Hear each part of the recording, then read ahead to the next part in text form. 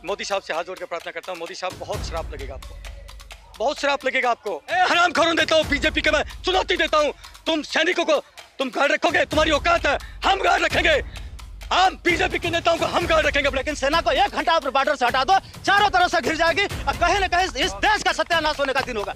इस देश को भारत जो विश्व गुरु कहलाने के योग्य था, उसको विश्व गुरु नहीं बनने देना चाहते हैं, बल्कि उनको एक नौकर बना करके पूरे देश को, पूरी दुनिया को ये दिखाना। अब सैनिक नहीं हो सकते, अब सैनिक का खून भी नहीं हो सकते। क्या बात कर दिया, ये सैनिकों को गार्ड रखेंगे हम सारे भाई, हम 2 लाख रुपए बीजेपी। आ जाओ, हम सिविलियन हैं, हम तुम्हें भाड़े पे रख देते, सैलरी हम देंगे। हमारे सैनिक तुम्हारे बाप के नौकर नहीं है। ये मिस्टर, ये अच्छे से तस्वीर इसकी दिखाइए। छोटा आदमी कुछ नहीं होता है, लेकिन इनको पता नहीं है छोटा आदमी है तभी ये गद्दी पर बैठे हैं। अगर छोटा आदमी नहीं होता ये गद्दी पर नहीं बैठे होते। अरे रिटायरमेंट के बाद में आपको गवर्नर की सीट दिखाई दे रही है, ठोकर मारते इसी गवर्नर की सीट को हम। वो काम अब करने जा रहे हैं। ठीक है, हमारा सैनिक कम रहेगा, लेकिन कहीं ये फुटपाथ पर खड़ा करने का काम कर रहे हैं, अपने सेना का सम्मान खत्म करने जा रहे हैं। सबके बच्चे वहाँ सीमा पर भेजे जाएं और 4 साल तक उनको नौकरी करने का मौका दिया जाए। इनकी जब जब सरकार आती है वर्दी वालों के पीछे पड़ जाते हैं, और वर्दी वाला जब मरता है तिरंगा झंडा के साथ आता है तो आते हैं वहाँ पर घड़ियाली आंसू घुमाने के लिए। उनकी बुद्धि फूट चुकी है, उनकी बुद्धि मंद हो चुकी है, क्योंकि वो पता नहीं कहाँ से कैसे अरे गरे नत्थुखोरों की बात सुन रहे हैं। वो हाल होगा कि यही जनता ऐसा भगाएगी कि बाद में जल्दी नहीं आएंगे। रही बात जबरदस्ती। नमस्कार, मैं दामिनी शर्मा सजग भारत में एक बार फिर से आप सभी का स्वागत करती हूं। अग्निपथ योजना को लेकर अब लगातार पूरे देश भर में बवाल मचा हुआ है। युवा सड़कों पर है इस मांग को लेते हुए कि केंद्र सरकार जल्द से जल्द अग्निपथ योजना को वापस ले, और लगातार पूरे देश भर में प्रदर्शन जारी है। इसी के साथ पूर्व सेना के कुछ लोग हमारे साथ मौजूद है, जिनसे पहले भी हमने बातचीत करी थी, और लोगों ने काफी आपकी जो बातचीत थी उसको काफी पसंद किया है, और लोगों का कहना था कि दोबारा आप सब बातचीत करते हैं इसी मुद्दे पर कि सरकार कब तक युवाओं की सुनेगी। जिस प्रकार से युवा सड़कों पर हैं, जो सेना की तैयारी करते हैं कई वर्षों तक, और जब पता लगता है कि केवल 4 वर्ष तक वह युवा नौकरी कर सकते हैं। मैं सब देशवासियों को प्रणाम करता हूं, जय हिंद करता हूं, जय भारत करता हूं। देखिए, कल आपका हमारा इंटरव्यू हुआ था और आपके चैनल के माध्यम से लाखों लोगों तक हमारा वीडियो पहुंचा है, और हज़ारों हमारे बच्चों के पास फ़ोन आए हमारे पास। बच्चे बिलख रहे हैं बेटा, रो रहे हैं, सचमुच में हमारी आत्मा रो रही बेटा। उनके पिताओं के, पेरेंट्स के फ़ोन आ रहे हैं। मेरे तो उनकी अभी सुन रहा हूँ, मतलब आपसे बात कर रहा हूँ, तो उनके जब माइंड में आता है तो कैसे कैसे लोग बच्चे बिलख रहे हैं, तो बहुत पीड़ा देने वाली स्थिति है। बातचीत करी, क्या कहना है उन लोगों का, उन छात्रों का कहना है? छात्र यही कह रहे हैं कि हमारे साथ बहुत बड़ा अन्याय हुआ है, किसी भी तरह से हमें सरकार तक हमारी आवाज़ पहुंचाए कि हमें न्याय दे दें। जिन बच्चों ने 3 साल पहले फिजिकल, मेडिकल, रिटर्न सब क्वालिफाई कर लिया, एयरफोर्स के बच्चे हैं जिन्होंने सब कुछ सिर्फ ज्वाइनिंग का इंतजार करे थे, मैं उन सभी की तरफ से मोदी साहब से हाथ जोड़ के प्रार्थना करता हूँ, मोदी साहब बहुत श्राप लगेगा आपको, बहुत श्राप लगेगा आपको अगर आपने उन बच्चों की बात नहीं सुनी तो। मैं रियली बोल रहा हूँ, मेरी बात को ऐसे में मत लेना, क्योंकि मैंने उनकी व्यथा सुनी है, उनकी कथनी सुनी है, उनके मुंह से सुनी मैंने। इसलिए आपसे प्रार्थना है, पहले आप उन बच्चों को जिन्होंने 2-2, 2.5, 3 साल पहले, चाहे आर्मी के हों, चाहे एयरफोर्स के हों या नेवी के हों, जिन्होंने सारी क्राइटेरिया को फुलफिल करके मेडिकल, रनिंग, पनिंग सारी चीज़ और जो है अपना उस लेवल तक, उस मुकाम तक पहुँचे हैं, आप उनको मत मायूस करिए। आप बहुत बड़ी गद्दारी कर रहे हैं उन बच्चों के साथ में, भगवान माफ़ नहीं करेगा। मेरी विनती आपसे हाथ जोड़ के, हित में बता रहे हैं ना योजना को कि, लेकिन उनकी बुद्धि फूट चुकी है, उनकी बुद्धि मंद हो चुकी है, क्योंकि वो पता नहीं कहाँ से कैसे अरे गरे नत्थुखोरों की बात सुन रहे हैं। लेकिन मैं प्रार्थना करूंगा कि मोदी साहब विचार करिएगा, पीछे से कोई विचार करिएगा, अन्यथा मैं युवाओं से अपील करता हूं कि हमें आगजनी नहीं करनी, हमें पत्थर नहीं मारना, ना हमें कोई तोड़फोड़ करनी, ना हमें किसी देशवासी को नुकसान पहुंचाना। मेरी विनती है, अगर आप एक सैनिक अंकल की बात को मानते हो, अगर आप फौजियों को मानते हो, मेरी विनती आपसे, हमें तोड़फोड़ नहीं करना। मैं आपको नंबर कल भी दिया था, अगेन आज दे रहा हूँ, 8368002355। हमने बहुत बड़ी प्लानिंग कर चुके हैं, हम बहुत बड़ी प्लानिंग कर चुके हैं। मेरा नंबर है, आप हमसे बात करिए, और एक बार यदि आप लोगों ने हमारी बात मानी, देश के युवाओं ने अगर हमारी बात मानी, मैं चैलेंज करता हूं मोदी साहब को कि ये बिल आपको वापस लेना ही पड़ेगा। मोदी साहब, आप अभी कह रहे थे कि पीछे से मतलब कुछ लोगों की सुन रहे हैं, मतलब सरकार पर भी किसी का प्रेशर है क्या? पीछे से नहीं, उनको जो गाइड करने वाले जो लोग होंगे वो कहीं न कहीं निकम्मी क्वालिटी के हैं, मैं कहता हूँ। और जो आर्मी के अधिकारी हैं, मैं आपसे प्रार्थना करता हूँ, आपकी गरिमा है, आप हमारे अधिकारी हैं, हम आपके खिलाफ कोई ऐसा शब्द नहीं बोल सकते। मेरी विनती है साहब, अरे रिटायरमेंट के बाद में आपको गवर्नर की सीट दिखाई दे रही है, ठोकर मारते इसी गवर्नर की सीट को हम। धिक्कार है आप के लोगों से पहले कंसल्ट नहीं करना चाहिए था क्या? बिल्कुल करना चाहिए था। ये पब्लिक से, यूथ से जुड़ा हुआ मैटर था। पहले यूथ से इसकी पूरी सलाह मशवरा करना चाहिए था कि हम आपके बीच में लेके आ रहे हैं, तो आप क्या इससे संतुष्ट हैं? मैंने कल भी कहा था कि 12,11,70,000 रुपये कोई अमाउंट नहीं है। एक ऐसी सामने खड़ी हुई गाड़ी भी नहीं आ सकती। 11,70,000 लेके आएंगे, वहाँ करके 2 व्हीलर खरीदेंगे, ठीक है। 2 व्हीलर से खुदा ने खास्ता किसी बच्चे का एक्सीडेंट हो गया तो 11,70,000 से वो अपना ट्रीटमेंट नहीं करवा भाजपा सकता। के नेता हैं एक, उन्होंने ये चीज, भाजपा के एक नेता ने ये चीज कही कि भाई 4 साल बाद भाजपा के ऑफिस में सिक्योरिटी गार्ड की नौकरी करेंगे। मतलब मैं तो कहता हूँ कि इनकी बुद्धि मंद हो चुकी है, ये इनका सर्वनाश हो चुका है। कहते ना कि विनाश काले विपरीत बुद्धि। हरामखोरों देता हूँ बीजेपी के, मैं चुनौती देता हूँ, तुम सैनिकों को तुम गार्ड रखोगे, तुम्हारी औकात है, हम गार्ड रखेंगे।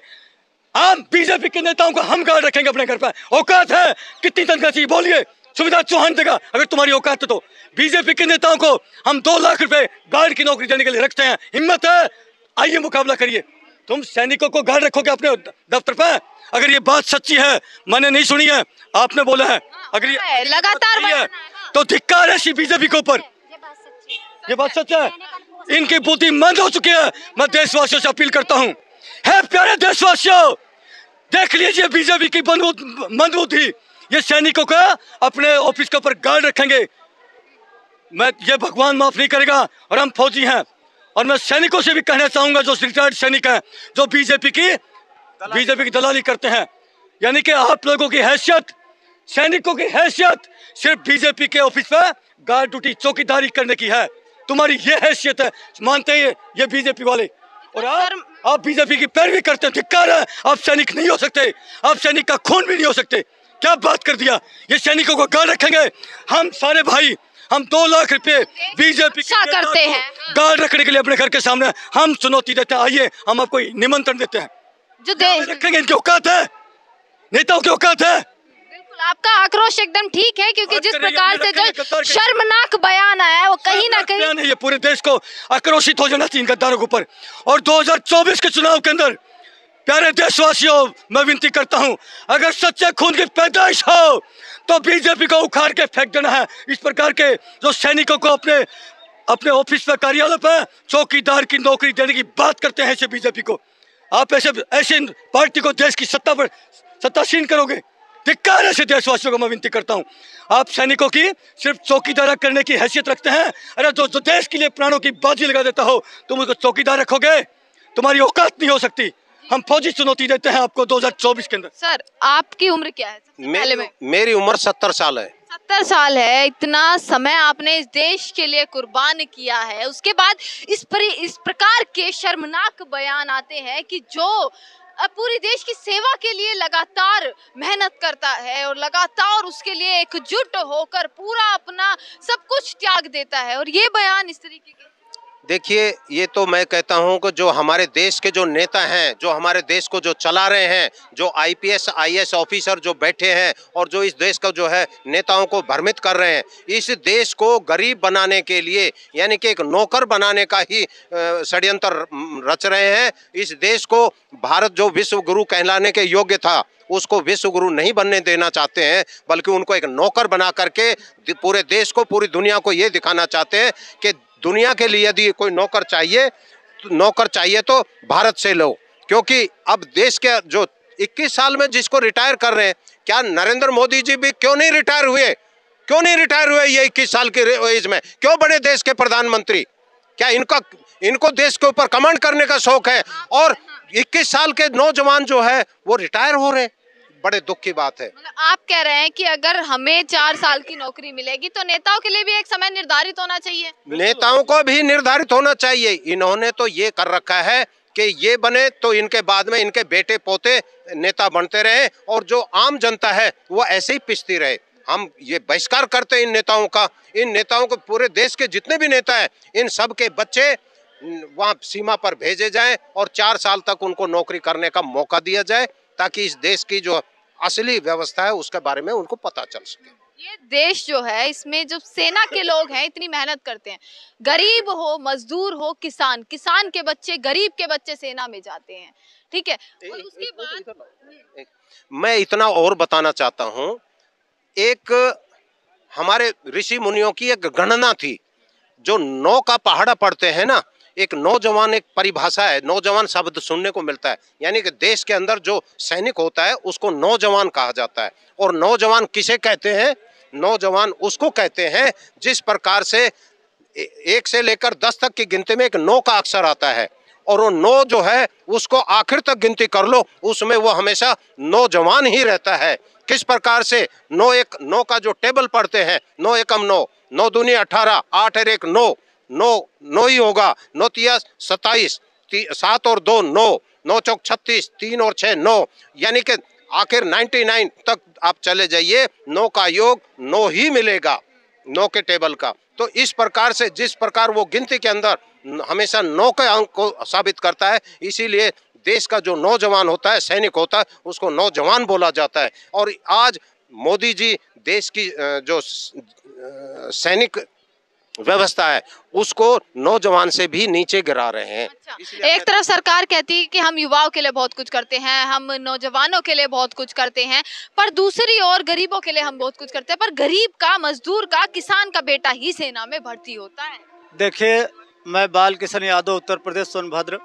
अगर सरकार को लगता है कि हम ये अच्छा काम कर रहे हैं, तब मैं सरकार को ये कहना चाहता हूँ कि सरकार एक चैनल बनाए, चाहे वो फैक्ट्री हो, चाहे स्कूल के टीचर हो, चाहे नेता हो, IAS PCS हो, सबको 4-4 साल की नौकरी आप दीजिए, सबको मौका मिलेगा।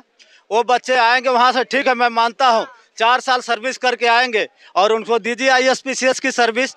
ये सरकार सरेआम जो गरीब के बच्चे हैं उनके साथ जितने नियम लागू होते हैं गरीब के बच्चों के ऊपर आते होते हैं, क्यों नहीं उनको लाया जाए, राजनीति में ले आइए, कुछ नहीं होने वाला है। ये एक जुमला फेंकने का काम किया जा रहा है। ये बताते हैं कि वहाँ से आएंगे उनको नौकरी देंगे, ये क्या नौकरी देंगे उनको? कोई नौकरी वोकरी नहीं मिलने वाली है। मोदी जी प्रधानमंत्री बनने से पहले वादा किया था 15-15 लाख सबके खाते में आया, वैसे ही क्या आगे आपके घर में आया? किसी के घर में नहीं आया होगा। वैसे कह रहे हैं कोई भरोसा नहीं है कि 4 साल के बाद जो ये 11.5 लाख का वादा कर रहे हैं वो पूरा हो या ना? कोई भरोसा नहीं है। ये क्या करेंगे नहीं करेंगे कुछ पता नहीं है, ये सरेआम झूठ बोल रहे हैं।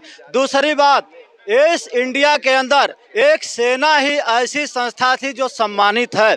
आज बताइए, प्रधानमंत्री को लोग गाली दे रहे हैं, वो बच्चे गाली दे रहे हैं, मैं अपने कानों से सुन रहा हूँ, मोबाइल के अंदर यूट्यूब पे आ रहा है, लेकिन सैनिक को इतना जल्दी कोई गाली नहीं देता है। तो कहीं न कहीं इन्होंने सेना को गाली देना एक बहुत बड़ा अपमान है, बहुत बड़ा अपमान है। लेकिन वो काम अब करने जा रहे हैं। ठीक है, हमारा सैनिक कम रहेगा, लेकिन कहीं ये फुटपाथ पर खड़ा करने का काम कर रहे हैं, अपने सेना का सम्मान खत्म करने जा रहे हैं। कहीं न कहीं इनके मन में वो चीज़ है कि छोटा आदमी कुछ नहीं होता है, लेकिन इनको पता नहीं है छोटा आदमी है तभी ये गद्दी पर बैठे हैं। अगर छोटा आदमी नहीं होता ये गद्दी पर नहीं बैठे होते, इसलिए ये भूल चुके हैं। विनाश काले विपरीत बुद्धि, जब गीदड़ की मौत आती है वो सिटी की तरफ भागता है। अब ये सिटी की तरफ भाग रहे हैं, ये भूल चुके हैं कि ये नीचे वाले जो काम है, नीचे की जनता है, छोटे लोग हैं, ये किसी काम के नहीं है, ये भूल चुके हैं। अब इनका अंत आ चुका है, आप देख लेना, ये बिल्कुल सिमट कर रह जाएंगे। इनका वो हाल होगा कि यही जनता ऐसा भगाएगी कि बाद में जल्दी नहीं आएंगे। रही बात जबरदस्ती से तो ये हो रहा है जिसकी लाठी उसकी भैंस, नहीं तो इलेक्शन में पता चल जाता है क्या होता है। लेकिन जबरदस्ती क्या क्या आपने बहुत देखा होगा, कितने क्या क्या पकड़े गए थे, लेकिन अब अंदर अंदर क्या हो रहा है कौन जानता है। इनसे अच्छा तो पहले की सरकार थी, सारे सरकारें अच्छी थी, कांग्रेस भी बढ़िया थी सेना के लिए, कभी कांग्रेस ने गलत नहीं किया है। लेकिन इनकी जब जब सरकार आती है वर्दी वालों के पीछे पड़ जाते हैं, और वर्दी वाला जब मरता है तिरंगा झंडा के साथ आता है तो आते हैं वहां पर घड़ियाली आंसू घुमाने के लिए। जब हम देख रहे हैं आपके अंदर है तो क्यों सेना के पीछे? अब तो सेना के पीछे, अब तो धीरे धीरे अर्धसैनिक बल का पेंशन खत्म कर दिया, अब घुमाते घुमाते अब सेना के ऊपर आ गए। कहने का मतलब इनका ये है, साफ सुथरा दिख रहा है, ये घड़ियालू आंसू घुमाते हैं। अब मैं बता रहा हूँ इनका अंत आ गया। जब जो संस्था जो पार्टी अगर सेना के ऊपर हाथ उठाना शुरू कर दी है, उसका अंत शुरू हो गया है। मैं बता रहा हूं, इंडिया के अंदर, पूरे इंडिया के अंदर सारे संस्था को ठप कर दो, फिर भी 12 घंटा 24 घंटा सारी जनता खा के जी जाएगी। लेकिन सेना को 1 घंटा आप बॉर्डर से हटा दो, चारों तरफ से घिर जाएगी और कहीं न कहीं इस देश का सत्यानाश होने का दिन होगा। बिल्कुल, बहुत बड़ी बात है। उसका क्या नाम बताया, बीजेपी का क्या था उसका मंत्री जिसने ये स्टेटमेंट दिया? इंदौर के हैं। इंदौर के हैं। वो जरूर चप्पल चोल रहा होगा। आप उसका इतिहास देखना बेटा। बीजेपी का जिस नेता ने बयान दिया है कि रिटायरमेंट के बाद हम सैनिकों को अपने बीजेपी कार्यालय पर गार्ड रखेंगे, वो हरामजादा जरूर चप्पल चोर रहा होगा।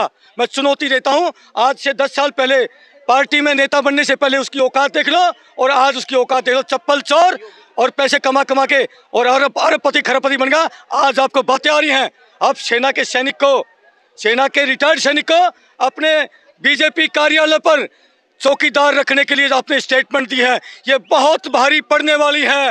हे मेरे प्यारे देशवासियों, अगर सच्चा खून रखते हो, इस माँ भारती से प्यार करते हो और सैनिकों से प्यार करते हो, तो मैं आपसे आग्रह करता हूँ, विनती करता हूँ हाथ जोड़ के, इस बीजेपी के उस मंत्री को और बीजेपी सरकार को आप उखाड़ फेंको 2024 के अंदर। बिल्कुल बिल्कुल, देखिए जवानों की बात आपने सुनी और आक्रोश जो है जवानों में भी वो कहीं ना कहीं ठीक है, क्योंकि जिस प्रकार से जो शर्मनाक बयान आया है उस पर अब युवाओं का आक्रोश, जवानों का आक्रोश कहीं ना कहीं ठीक इसलिए है क्योंकि सिक्योरिटी गार्ड रखने की बात जो कही गई है, बेहद शर्मनाक बयान। जो युवा लगातार सड़कों पर हैं और लगातार अपनी मांगों को लेकर लगातार मांग रख रहे हैं कि अग्निपथ योजना को जल्द से जल्द वापस किया जाए, उन्हीं युवाओं को लेकर एक और ऐसा बयान आ जाना, आप सोचिए कितना युवा जो होगा वो आक्रोश में होगा। इसी के साथ इन जवानों के साथ तो हम जुड़े ही रहेंगे, उनसे बातचीत तो हम करते ही रहेंगे, देखते रहेगा सजा। जो कहता है मैं सैनिकों को, ये जो अग्निपथ सैनिक है, अग्निवीर सैनिक है, इनको अपने ऑफिस में रखूंगा, सिक्योरिटी गार्ड रखूंगा। तो इससे मैं यही कहना चाहती हूँ, आ जाओ, हम सिविलियन हैं, हम तुम्हें भाड़े पे रख देते, सैलरी हम देंगे। हमारे सैनिक तुम्हारे बाप के नौकर नहीं है। ये मिस्टर, ये अच्छे से तस्वीर इसकी दिखाइए, इस मिनिस्टर की। बिल्कुल बिल्कुल, जो आक्रोश है एकदम जाहिर है, एकदम ठीक आक्रोश जो है वो इस वक्त इन लोगों में है। इसी के साथ जवानों से बात करते रहेंगे, युवाओं से भी बातचीत मैं करती रहूंगी। जो युवा कई वर्षों से तैयारी कर रहे हैं उनसे भी बातचीत करेंगे, उनसे भी मुलाकात करेंगे। देखते रहेगा सजग भारत। आपका बहुत बहुत शुक्रिया।